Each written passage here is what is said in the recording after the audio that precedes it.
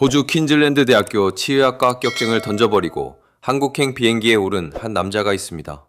2011년 밴드 레드애플의 메인 보컬로 데뷔했으나 이렇다 할 주목을 받지 못한 채 10년이 넘는 무명 시절을 견뎌야 했던 인물, 바로 장한별의 이야기입니다. 대중은 흔히 이를 두고 안정적인 미래를 포기하고 꿈을 쫓은 한 예술가의 낭만적인 서사로 소비하곤 합니다. 하지만 엔터테인먼트 산업의 구조적 관점에서 이 사건을 들여다보면 이는 단순한 감성적 선택이 아닌 고도의 자산 재배치이자 리스크 테이킹의 전형적인 사례로 재해석됩니다. 보장된 고소득 전문직이라는 사회적 자본을 포기하고 무형의 지식재산권이자 리스크가 극도로 높은 엔터테인먼트 마켓에 자신이라는 브랜드를 올인한 베팅이기 때문입니다.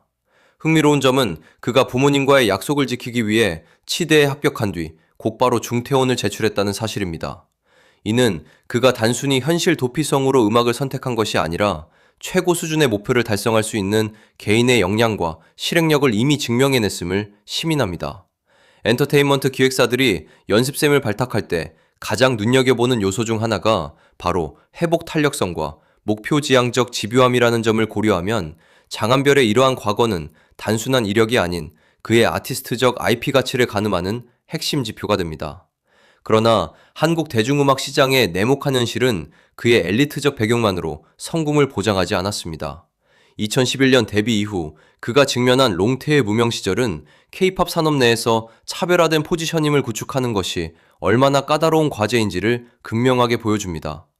아무리 뛰어난 가창력과 독특한 배경을 가졌을지라도 거대 기획사 중심의 과점 체제와 아이돌 위주의 시장 구조 속에서 독립적인 솔로 아티스트가 자생적인 팬덤 경제를 구축하기란 사실상 불가능에 가까웠기 때문입니다. 생계를 위해 보컬 강사와 아리랑 TV의 글로벌 MC로 활약하며 6개 국어 능통자라는 자원을 활용한 것은 생존을 위한 다각화 전략이자 향후 전개될 글로벌 비즈니스의 초석이 되었습니다.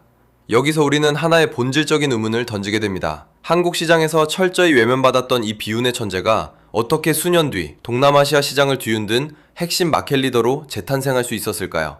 그리고 왜 그는 그 화려한 해외에서의 성공을 뒤로하고 2026년 현재 가장 치열한 레드오션으로 꼽히는 대한민국 트롯 오디션 시장에 다시 발을 들이게 된 것일까요? 이 모순적인 행보의 이면에는 철저히 계산된 미디어 전략과 글로벌 엔터테인먼트의 공급망 다변화라는 거대한 트렌드가 숨어 있습니다. 장한별이 한국 시장의 정체기를 극복하기 위해 선택한 돌파구는 글로벌 마켓, 그 중에서도 엔터테인먼트 소비 잠재력이 급격히 성장하던 동남아시아 시장이었습니다. 그는 말레이시아의 대형 서바이벌 프로그램인 빅스테이지에 참가하여 우승을 차지하는 이례적인 성과를 거두었습니다. 이는 단순히 한 명의 외국인 가수가 현지 오디션에서 우승한 사건이 아니라 K-팝의 브랜드 자산과 현지 미디어 플랫폼의 인프라가 결합했을 때 발생하는 시너지의 극치를 보여준 마케팅 케이스 스터디입니다. 여기서 주목해야 할 점은 그가 선택한 현지화 전략의 고도화 수준입니다. 장한별은 한국인으로서의 아이덴티티를 유지하면서도 현지 문화와 언어적 정서를 완벽하게 수용하는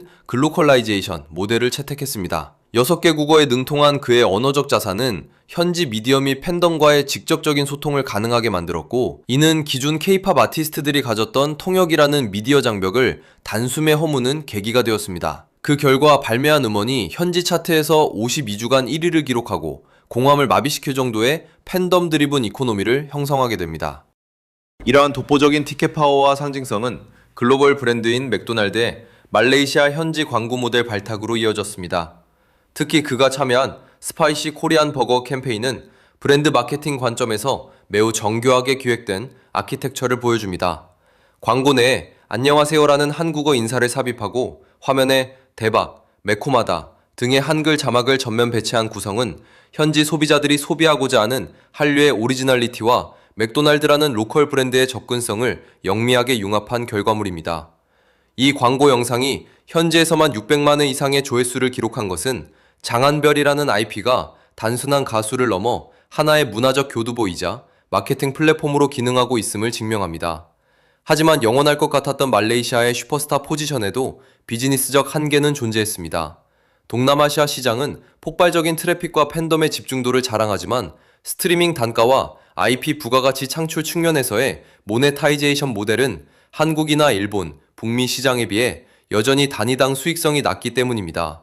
아티스트로서 장기적인 브랜드 밸류를 유지하고 롱런하기 위해서는 결국 엔터테인먼트 산업의 메인스트림이자 고부가가치 시장인 한국 본토에서의 대중적 인지도가 필수적이었습니다. 그리하여 장한별은 말레이시아의 화려한 왕관을 내려놓고 2026년 상반기 대한민국을 뒤흔든 MBN의 트롯 오디션 무명전설에 전격 참가하는 전략적 유턴을 감행합니다. 많은 시장 관찰자들은 이 행보를 두고 의문을 제기했습니다. 이미 한 국가의 국빈급 대접을 받는 아티스트가 왜 다시 한국의 서바이벌 지원자라는 리스크 높은 포지션으로 돌아왔는가에 대한 의문이었습니다. 그러나 이는 한국 엔터테인먼트 시장에서 가장 강력한 구매력을 보유한 중장년층 팬덤 마켓을 공략하기 위한 가장 빠르고 확실한 우회 경로였습니다. 2026년 3월 4일 방영된 무명전설 2회 예선전 무대는 장한별의 한국 시장 재진입 전략이 얼마나 치밀했는지를 보여주는 결정적 장면이었습니다. 그가 선곡한 김수희의 잃어버린 정은 정통 트롯의 유산을 그대로 담고 있는 곡으로 해외파 출신 아티스트가 소화하기에는 정서적 진입 장벽이 극도로 높은 텍스트였습니다. 하지만 장한별은 이 곡을 단순한 모방이 아닌 자신의 팝 보컬 베이스에 한국 특유의 한의 정서를 정교하게 이식하는 보컬 디렉팅을 선보였습니다. 결과는 마스터 13인 전원의 만장일치 합격인 13표 올탑이었습니다. 당시 심사위원으로 참여한 손태진이 자신의 부모님이 말레이시아에 거주 중임을 밝히며 장한별의 위상을 증언한 장면은 방송사 입장에서도 완벽한 미디어 내러티브의 완성이었습니다. 이를 통해 장한별은 한국 시청자들에게 과거에 머물러 있는 무명 가수가 아닌 해외 시장을 개척하고 돌아온 검증된 리더라는 차별화된 프레임을 획득하게 됩니다. 예비 합격이라는 불확실성을 제거하고 본선으로 직행한 이 순간은 그의 브랜드 에퀴티가 국내 시장에서 공식적으로 환전되는 시점이었습니다. 2026년 5월 13일 방영된 무명전설 최종 결승전에서 장한별이 기록한 최종 3위라는 성적표는 단순히 오디션 프로그램의 상위권 입상이라는 의미를 넘어섭니다. 기교를 걷어내고 진정성만을 채워넣은 그대 내 친구여 무대와 타국에서 홀로 분투하던 자신을 지원해준 어머니를 향한 눈물은 대중에게 그가 가진 서사의 몰입감을 완성하는 정서적 활용점정이었습니다. 이는 철저한 계산과 실력으로 무장했던 아티스트의 내면에 존재하는 인간적인 취약성을 드러냄으로써 마침내 한국 대중음악 시장에서 가장 강력한 충성도를 자랑하는 중장년층 핵심 팬덤의 심리적 빗장을 완전히 열어젖힌 순간이었습니다. 비즈니스 구조적 관점에서 장한별이 확보한 이 최종 3위의 가치는 향후 다각적인 모네타이제이션의 기반이 됩니다.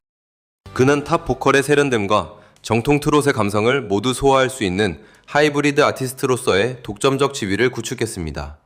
이는 무명전설 탑7 콘서트 및 방송활동이라는 구정적인 국내 매출원을 확보하는 동시에 기존 트롯 가수들이 쉽게 진입하지 못했던 글로벌 마켓으로의 역수출 가능성을 시사합니다.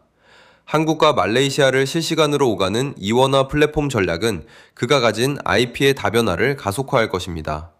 이제 장한별의 사례는 K-팝 산업의 새로운 이정표를 제시합니다. 국내 시장에서의 실패가 아티스트 커리어의 종말을 의미하지 않으며 해외 로컬 마켓에서의 성공 자산을 기반으로 국내 메인스트림 마켓을 역공략하는 부메랑 이펙트 비즈니스 모델이 유효함을 입증했기 때문입니다. 안정적인 치과 의사의 미래를 던지고 시작된 그의 무모해 보였던 베팅은 결국 글로벌 엔터테인먼트 시장을 관통하는 가장 정교하고 극적인 구조적 성공 사례로 남게 되었습니다. 해외 시장의 독보적인 왕관을 내려놓고 본토의 가장 치열한 서바이벌 무대에서 자신의 가치를 스스로 증명해낸 장한별의 다음 행보는 과연 엔터테인먼트 마켓의 지형도를 어떻게 바꾸어 놓을까요? 그리고 여러분이 바라보는 그의 다음 전략적 종착지는 어디입니까?